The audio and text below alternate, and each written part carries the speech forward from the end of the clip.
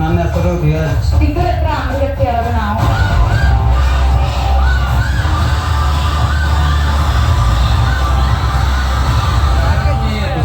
ನೋಡಿ ಕಷ್ಟಪಟ್ಟಿದ್ದಾರೆ ಸರ್. ಅವ್ರಿಗೋಸ್ಕರ ನಾವು ಹಳ್ಳಿಯಲ್ಲಿ ಫ್ಲೆಕ್ಸ್ ಹಾಕಿದ್ದೀವಿ, ಬರ್ತ್ಡೇ ಕೇಕ್ ಕಟ್ ಮಾಡ್ತಾ ಇದ್ದೀವಿ, ಸಂಭ್ರಮಾಚರಣೆ ಮಾಡ್ತಿದ್ವಿ. ಮತ್ತು ಪ್ರತಿಯೊಬ್ಬರಿಗೂ ಸಹ ಅವರ ಆಟವನ್ನು ನೋಡೋಕೆ ಹೇಳ್ತಾ ಇದ್ದೀವಿ.